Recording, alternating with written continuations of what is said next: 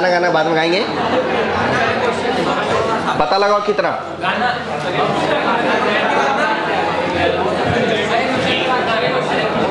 अरे इस क्वेश्चन के बाद एक और क्वेश्चन देंगे।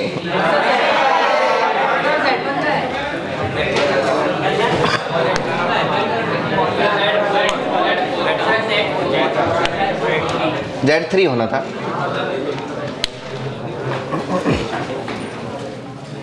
मैग्नीट्यूड बताओ।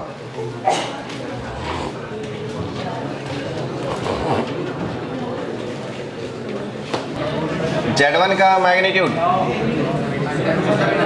√17 70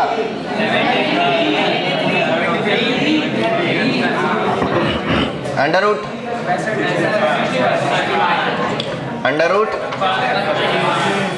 5 आ जाएगा सीधा सीधा। अच्छा, 3 कॉम्प्लेक्स नंबर को अगर प्रोडक्ट करके मैग्नीट्यूड निकालना होते, तीनों के मैग्नीट्यूड ही निकाल देते, अब प्रोडक्ट कर देते। तो बोलो Z1 का स्क्वायर कितना हो जाएगा? इंटू Z2 का क्यूब इंटू, बोलो ये हो जाएगा 73 इंटू 65 का पावर 3/2 इंटू 5 का पावर 5। हो गया, यही answer.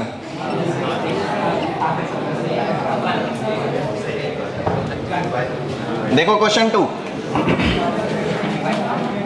If Z minus 2 plus iota, if Z minus 2 plus iota is smaller than equal to 4, the maximum and minimum value of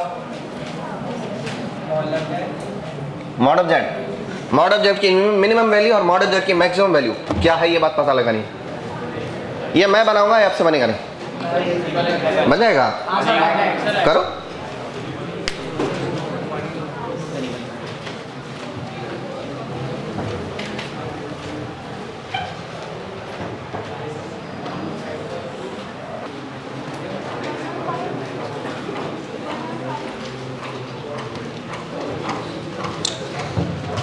देखो इसके तो 2 तरीके हैं। क्या आप ये जानते हैं कि ये Z minus 2 minus आयोटा लिखा हुआ है का मॉड, ये लिखा हुआ है।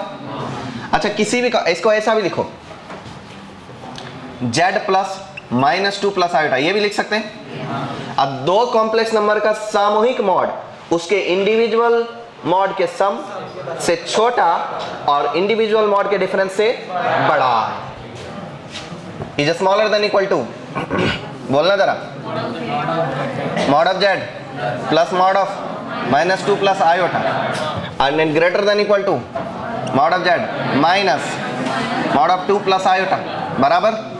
ये देख लो मॉड ऑफ Z, इसकी वैल्यू कितनी हो जाएगी? √5 minus √5 is smaller than equal to. इसको ऐसा दिस फर्स्ट और सेकंड का यूज करके एक इनइक्वालिटी बनाते हैं, सेकंड और थर्ड का यूज करके एक इनइक्वालिटी बनाएंगे। इसको लिख सकते हो Z प्लस -2 प्लस आयोटा लिख सकते हैं। इसकी अधिकतम वैल्यू कितनी दे रखी? 4। तो ये क्वांटिटी राइट वाली क्वांटिटी से छोटी है, राइट वाली क्वांटिटी मैक्सिमम कितनी हो सकती? 4। तो क्या मैं लिख सकता हूँ -√5 is smaller than equal to 4। इसकी सबसे अधिकतम वैल्यू लिख देता हूँ ताकि इसकी सबसे मैक्सिमम वैल्यू मिल सके। तो अब बोलो mod of Z is smaller than equal to क्या हो जाएगा? 4 प्लस √5। ये इसकी मैक्सिमम हो गई क्या? क्या मिला? 4 प्लस √5। क्या ये ट्रायंगल इनइक्वालिटी कल पढ़े थे? नहीं पढ़े थे? पढ़े थे ना।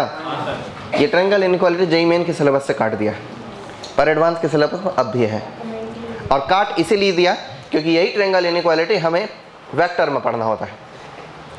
तो जेईई मेन और जेईई एडवांस के सिलेबस में कुछ भी चेंज नहीं आया। जेईई मेन और में जो सिलेबस में चेंज आया उसमें से वो टॉपिक्स और चैप्टर ज़्यादातर हटाए गए जो या तो इंजीनियरिंग के लिए उपयोगी नहीं थे और या नहीं तो पहले रिपीटेड थे कहीं और। जैसे ये टॉपिक कॉम्प्लेक्स नंबर से हटा दिया क्योंकि इस टॉपिक को हमें वेक्टर में पढ़ना है।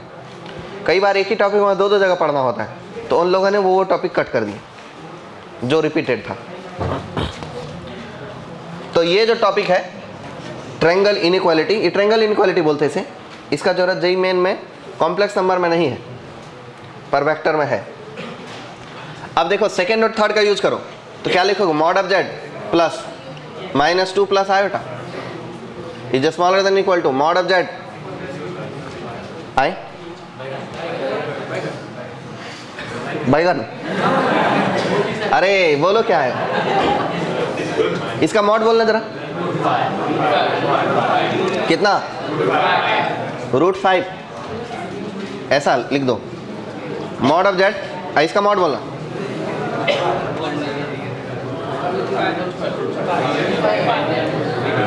ये 1 मिनट मैंने ये क्या किया,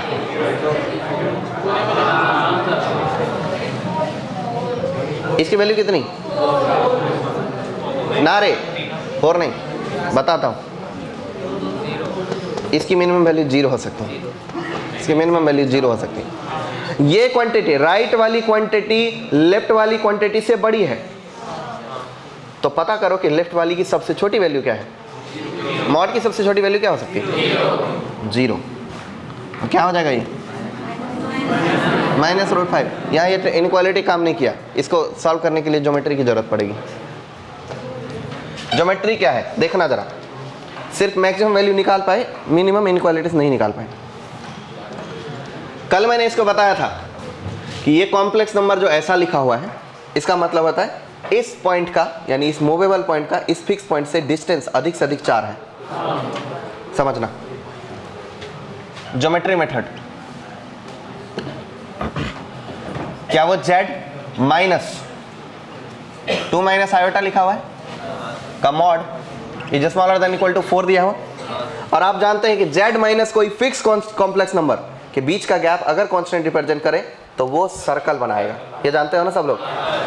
तो ये क्या है, फिक्स कॉम्प्लेक्स नंबर जिसका पॉइंट कितना है 2, -1, यहाँ पे 2, -1, थोड़ा ऊपर कर देते हैं, 2, -1 इस पॉइंट पे z इससे मूव कर रहा है, मैक्सिमम कितने डिस्टेंस पे z मूव कर सकता है, मैक्सिमम कितने डिस्टेंस पे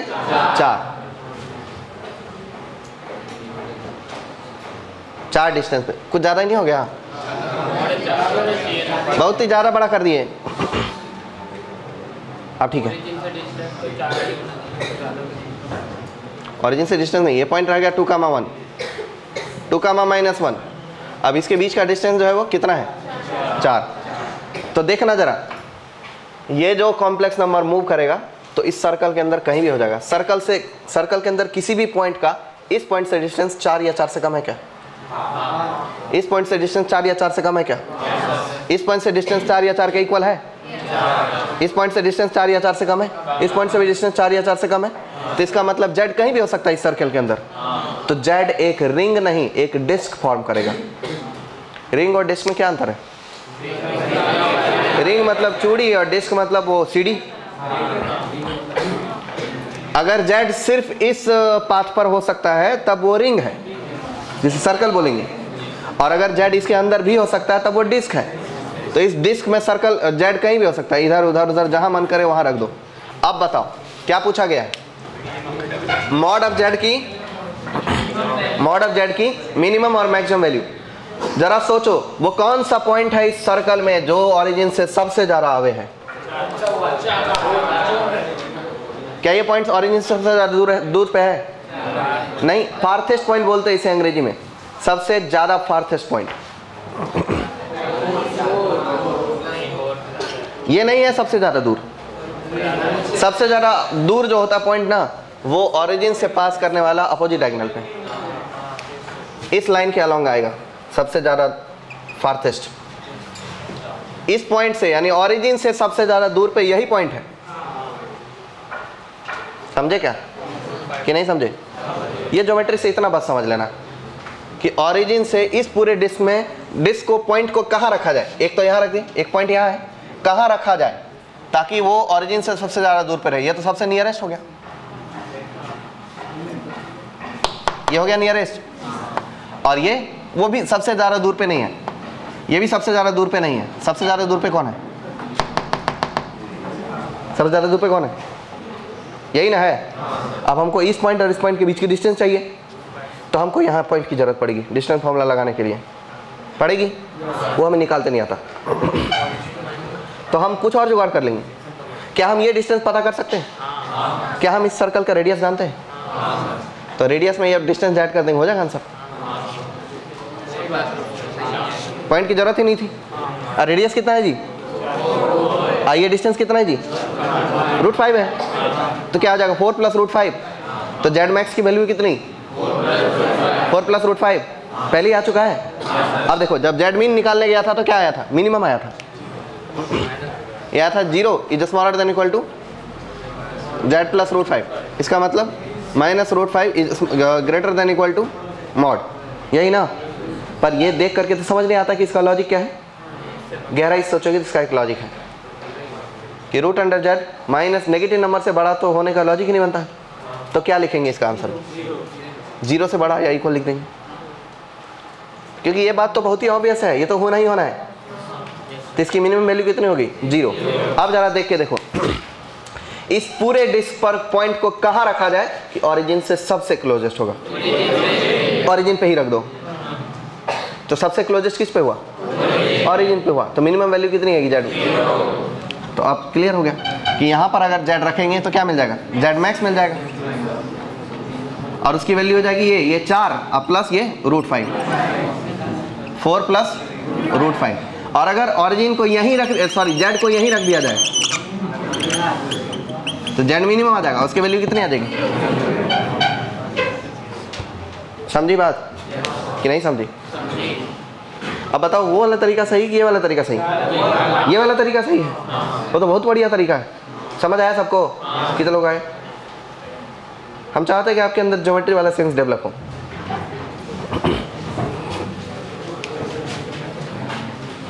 अब इसी से बेस एक और सवाल देता हूं।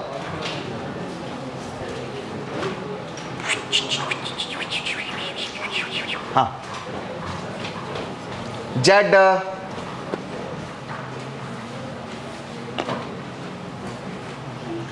प्लस आयोटा का मॉड इक्वल टू 2 दिया है। जेड माइनस 6 आयोटा का मॉड इक्वल टू 2 दिया है।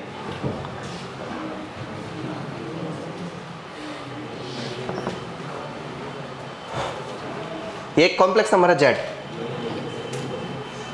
और ये दूसरा कॉम्प्लेक्स नंबर है सी। ठीक है, दो कॉम्प्लेक्स नंबर है, एक जेड है और दूसरा सी है। तो बताओ, दोनों वेरी कर रहा है, variable complex number. Then Z minus C की मिनिमम वैल्यू कितनी होगी और जेड माइनस सी की मैक्सिमम वैल्यू कितनी होगी?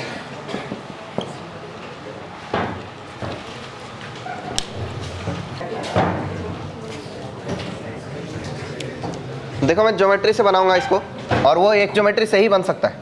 ये मिटा दूं कि रहने दूं? रहने देता हूँ, ज़्यादा बड़ा बच्चा है, बैच है।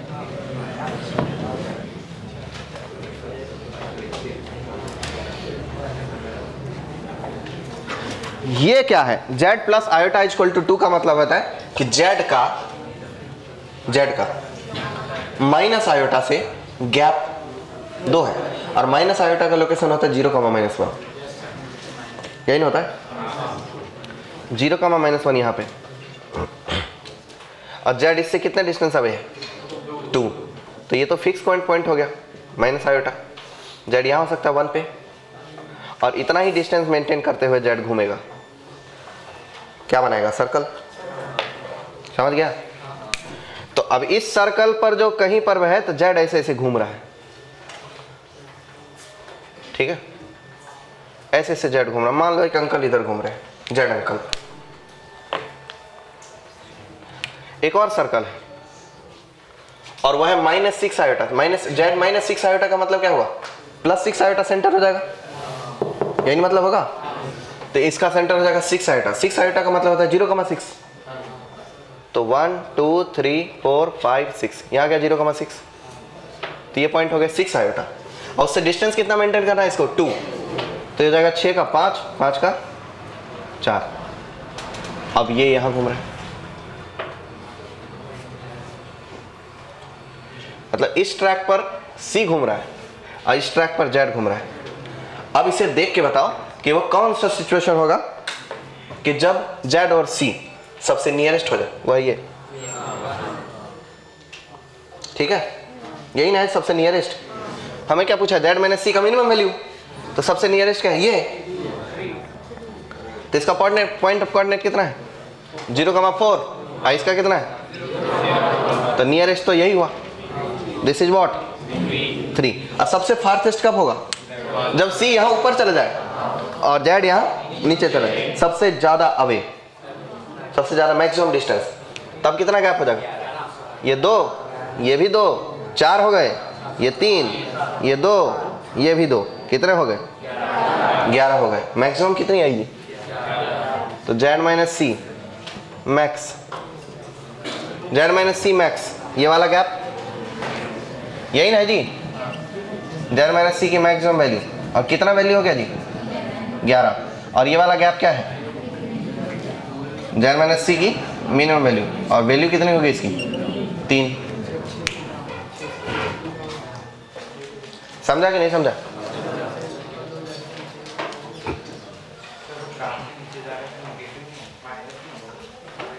नेगेटिव मतलब नीचे वाली चीज को नेगेटिव नहीं बोलते कॉम्प्लेक्स नंबर में, पर जो भी आपको बोल क्या रहे हो मुझे समझा नहीं, फिर से बोलो। नहीं, डिस्टेंस माइनस नहीं होता। ये समझो एक बार के लिए, मान लो कि यहाँ एक चाचा घूम रहे हैं, ठीक है, ये इस सर्कल पे एक चाचा घूम रहे हैं इस ट्रैक पर, और यहाँ चाची घूम रही है, ठीक है जी। वो कौन सा सिचुएशन आएगा जब चाचा चाची की नजदीकियां बढ़ जाए,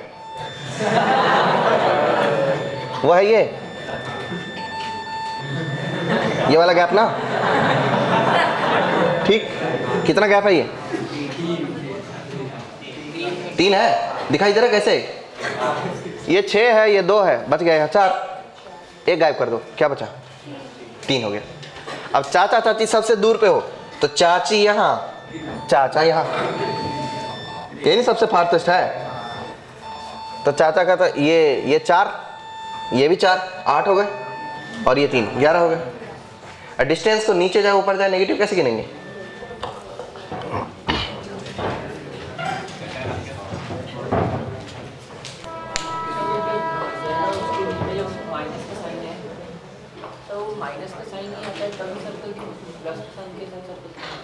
माइनस का साइन का मतलब होता है गैप, प्लस साइन का कोई ज्योमेट्रिकल मीनिंग नहीं होता, होता है एडिशन।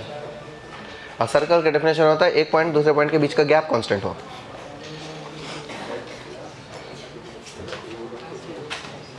गैप कांस्टेंट होगा तब तो सर्कल फॉर्म होगा, और अगर जोड़ दिए तो फिर गैप कैसे होगा, मीनिंग बदल जाएगी। अगर 2 कॉम्प्लेक्स नंबर के बीच का गैप कोई कांस्टेंट नंबर आया, पॉजिटिव कांस्टेंट, तो वो एक रियल सर्कल फॉर्म करेगा।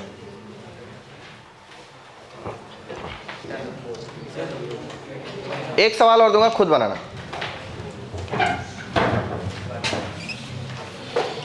Z minus 4 plus 3 iota,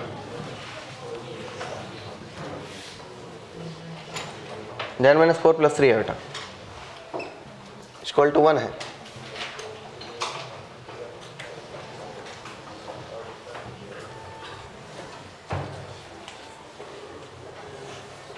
Bloom ब्लूम ब्लूम ब्लूम ब्लूम बुड़दुड़दुम बिटकिड़दे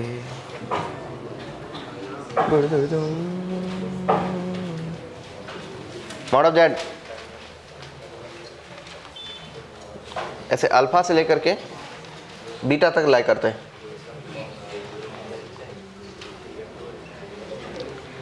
then alpha into beta equal to कितना,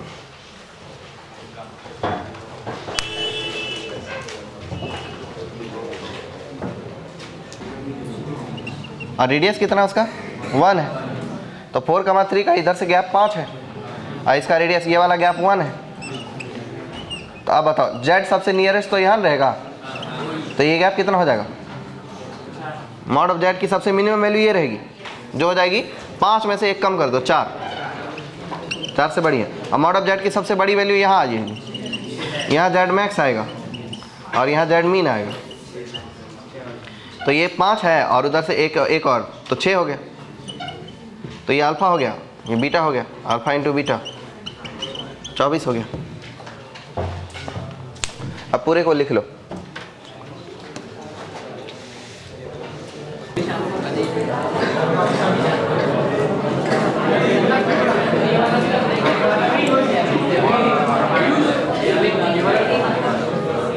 वो इलेक्ट्रिशियन है क्या करियर जोन का?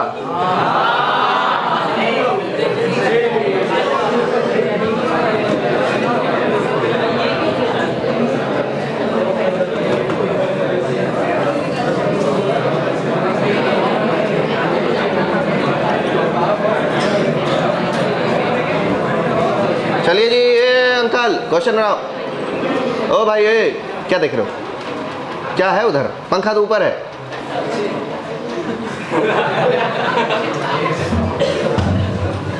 ऑप्शन ए, 4 ऑप्शन है, ऑप्शन बी, इनमें से कौन सही है?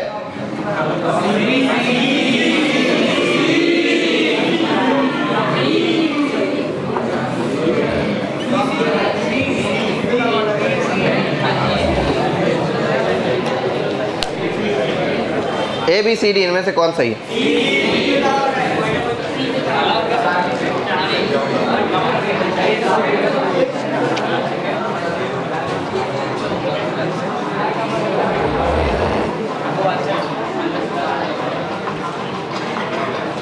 पता करो, बताओ। बहुत ही आसान क्वेश्चन है। अगर इस टाइप का सवाल मैंने आपको इसमें लगने वाला सेंस डेवलप करा चुके हैं हम इधर, तो बन जाएगा आपसे इजीली। आईआईटी का पूछा हुआ क्वेश्चन है 2000।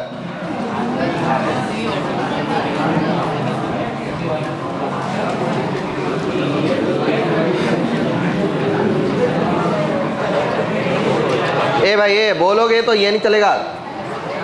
क्लास में सिर्फ मैं बोलूंगा, आप सुनोगे।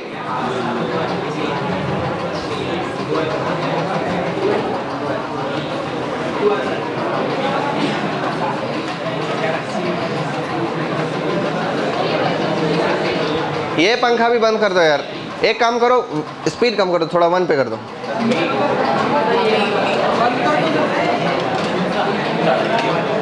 ये टाइम ही बहुत विचित्र है। मतलब ये वाला जो समय है ना, ये इसमें पता मौसम खुद कंफ्यूज है, उसे नहीं पता वो गर्मी का है ठंडी का है, कुछ भी लगता है। तो इसलिए पंखे एकदम फुल स्पीड पे ना चलाया करो, 1-2 पे चलाओ।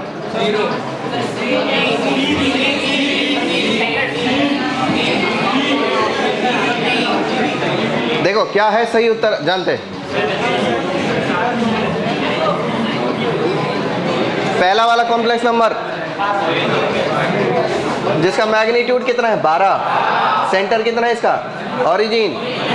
तो ओरिजिन सेंटर पे 12 मैग्नीट्यूड का कॉम्प्लेक्स नंबर इज दिस। ठीक है जी, ओरिजिन सेंटर पे 12 मैग्नीट्यूड का कॉम्प्लेक्स नंबर बन गया।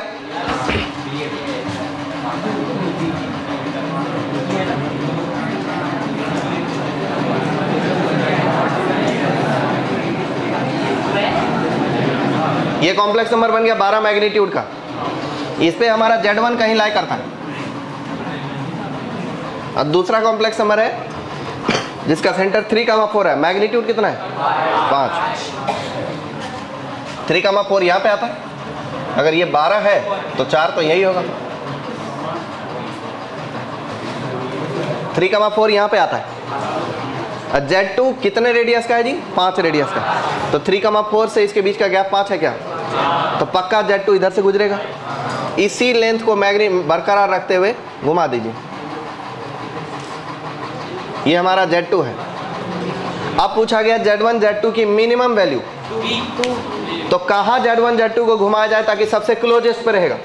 तो Z2 जब यहाँ से आकर के यहाँ आ जाए तो Z2, और Z1 कहीं और से घूम करके यहाँ आ जाए तो सबसे क्लोजेस्ट रहेगा क्या? सबसे क्लोजेस्ट रहेगा। समझ पाए आप? क्या आप ये समझ पाए? मान लो यहाँ Z2 घूम रहा है इस ट्रैक पर और Z1 इस ट्रैक पर घूम रहा है, तो सबसे क्लोजेस्ट कब होगा? जब Z1 यहाँ पहुँचे या Z2 यहाँ पहुँचे। तो यही Z1 माइनस Z2 का मिनिमम है। सोचो जरा, ये 5 ये 5, कितना?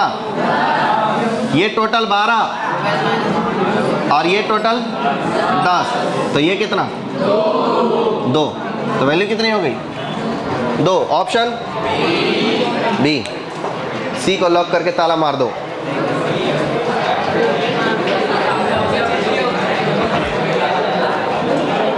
समझ पाए क्या क्वेश्चन को? गुड। चलिए एक और क्वेश्चन।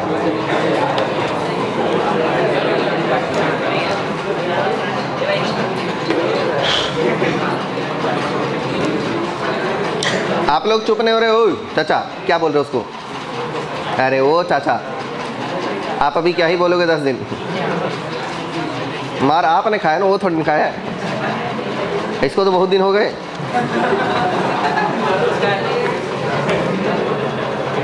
दोबारा मारने मत देना बस मेरे को। ऐसी हालत ही ना लाना कि मैं मारूं। बच्चे को मार के दुख होता है मुझे थोड़ा थोड़ा। अरे सही बात कर रहे हैं, आपको नहीं पता? बच्चों को मारता है उसके बाद मेरे को पूरे दिन भर थोड़ा थोड़ा तकलीफ होता था। बेचारे बच्चों मार दिया।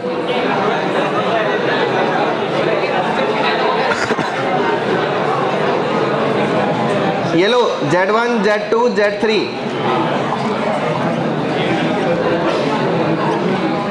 are complex number such that ये क्वेश्चन आपके मॉड्यूल में जरूर होगा। Z1 इक्वल टू Z2 का मॉडुलस इक्वल टू Z3 का मॉडुलस और इसके equal to 1/Z1 1/Z2 1/Z3 equal to 1 है।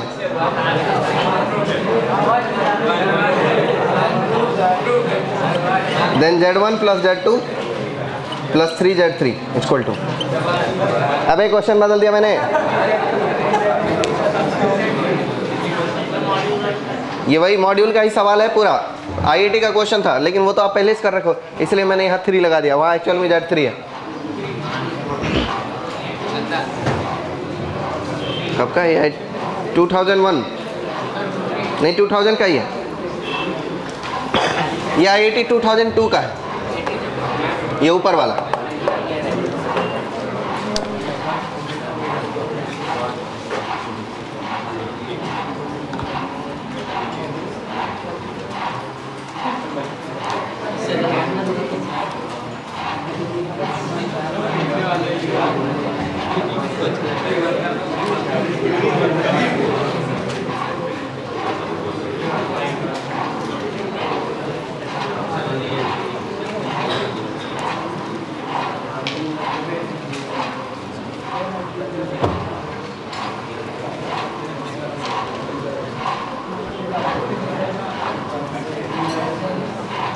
पता चल जाता है कौन सेटिस्फाई कर सकता है।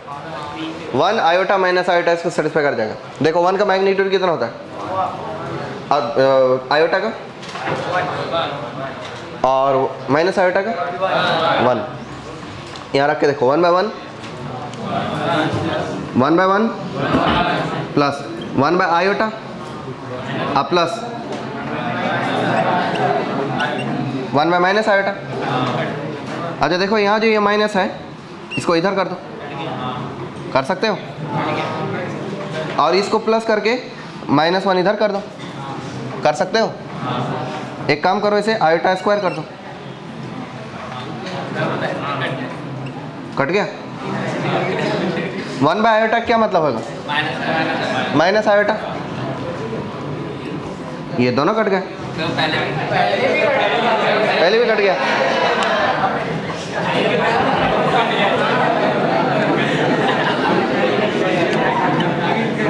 ये हो गया 1। क्या हो गया? ये 1 और ये हो गया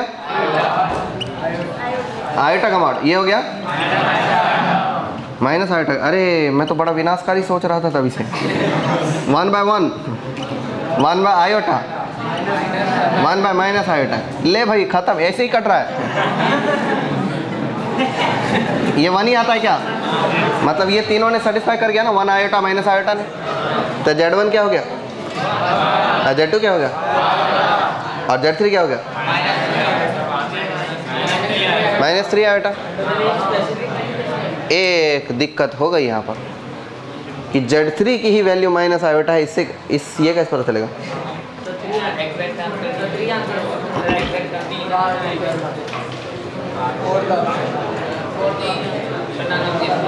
कुछ और चीज देना पड़ेगा, कुछ और चीज देना पड़ेगा। ये इसका एक सही आंसर हो सकता है, पर इसके और भी आंसर हो रहे हैं। तो Z3 को ही ऐसा करना है। हाँ, यहाँ ये चीज़ दे देता हूँ ना, एक चीज़ यहाँ लिख देता हूँ, argument of Z3 is negative. अब हो गया क्लियर कि Z3 ही माइनस आयोटा है, और ये अब नहीं होगा, ये कंडीशन नहीं था, पर ये मैग्नीट्यूड हमेशा एक ही रहेगा, कांस्टेंट। ये चीज़, ये जो मैंने सोचा हूँ 1 आयोटा माइनस आयोटा, इसके लिए मैं Z3 को माइनस आयोटा रखूँगा, इसलिए मैंने ये कंडीशन दे दी कि इनमें से जो भी नेगेटिव कॉम्प्लेक्स नंबर आएगा, मतलब नीचे वाला कॉम्प्लेक्स नंबर आएगा नेगेटिव आर्गुमेंट का, वो कॉम्प्लेक्स नंबर Z3 होगा। तो ये तीनों में से नेगेटिव आर्गुमेंट वाला कॉम्प्लेक्स नंबर तो तीसरा माइनस आयोटा है, तो इसलिए Z3 क्या हुआ?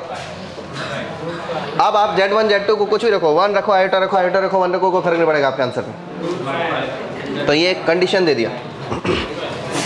बोले इसके बाद क्या करूं? यहाँ देखना जरा, Z1 plus Z2 plus Z3, 3Z3 equal to 1 plus iota minus 3 iota, 1 कितना हो गया?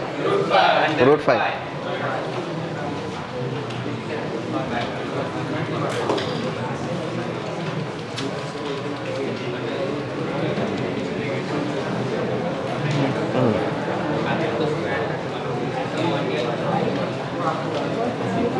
हाँ,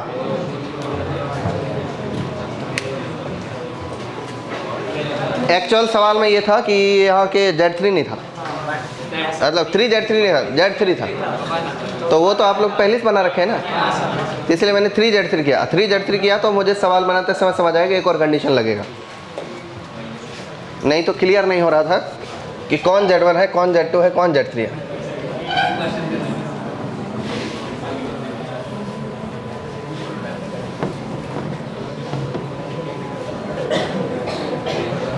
और अगर क्लियर नहीं होते तो जितने पॉसिबल आंसर होते वो सब लिखना हो तो कितने पॉसिबल आंसर हो सकते थे? 6। इनफाइनाइट बोलता है लड़का, 3 फैक्टोरियल।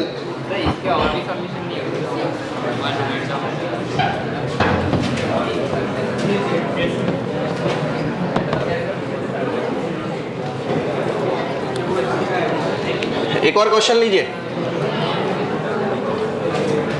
अगर आर्गुमेंट ऑफ Z नेगेटिव है, then argument of minus Z, minus argument of Z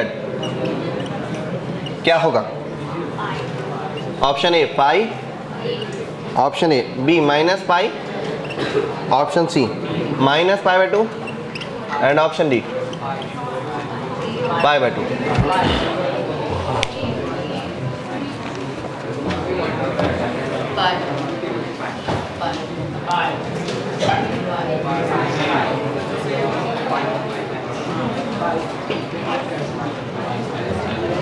क्या आंसर? ए चाचा, क्या आंसर आया? आया सबका पहले से कर रखे हो क्या? मॉड्यूल का है, रट लिए हो क्या? वो IIT का सवाल है जी 2006 का। देखो कैसे, जब आप लोग बना ही रखे हो तो बता ही देता हूँ। फिर किसी कॉम्प्लेक्स नंबर का Z आर्गुमेंट नेगेटिव है, मतलब वो फर्स्ट सेकंड क्वाड्रेंट में तो जा ही नहीं सकता, थर्ड या फोर्थ में जाएगा। एक पल के लिए मैं Z यहीं रख लेता हूँ। Z एंगल कितना हुआ इसका? थीटा की माइनस थीटा, थीटा भी बोल सकते थे अगर थीटा नेगेटिव होता तो, डायरेक्ट माइनस थीटा बोल दिया। ये तो Z है, जब माइनस Z करूंगा तो किधर जाएगा? ये अगर Z है तो माइनस Z इसका ठीक अपोजिट हो जाता है।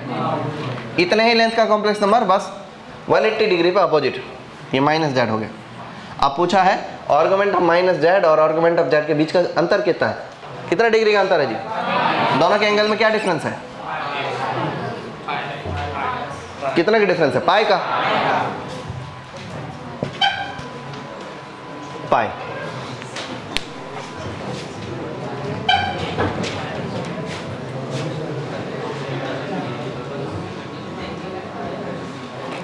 अच्छा, माइनस पाई क्यों नहीं? अरे अगर ऐसे देखोगे तो पाई है, और ऐसे देखोगे तो माइनस पाई है।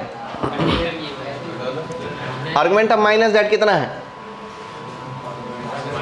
ये एंगल थीटा है तो ये एंगल थीटा है, तो आर्गुमेंट ऑफ माइनस जेड हो क्या रहा है? ये एंगल थीटा तो ये भी एंगल थीटा, तो इसका आर्गुमेंट कितना हो रहा है? Plus pi minus theta, pi minus theta minus argument of Z क्या हो रहा है? Minus theta. कितना हो गया जी? ऐसे ही ना कटता है, क्या बच गया? पाई।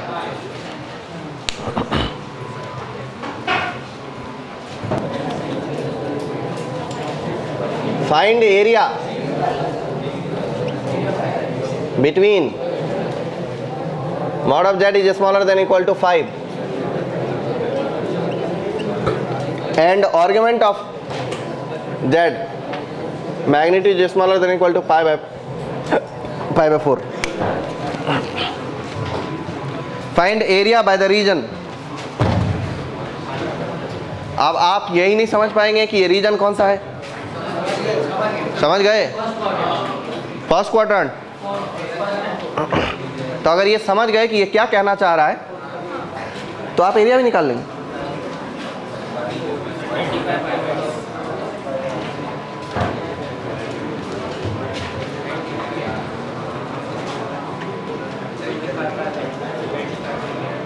ट्वेंटी फाइव पाई बाय 2 क्यों?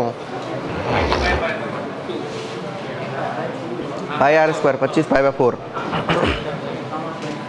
1/4 25 पाई बाय 4 पाई बाय 4 एक पूरा क्वाड्रेंट है ना वो।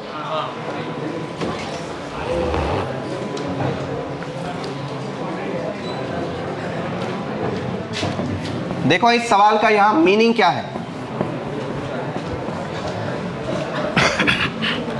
कॉम्प्लेक्स नंबर वो जिसका मैग्नीट्यूड ज़्यादा से ज़्यादा 5 है, तो वो कॉम्प्लेक्स नंबर इस सर्कल के अंदर आ सकते हैं जिसका रेडियस 5 यूनिट हो। रेडियस क्या है सर्कल का? 5 यूनिट।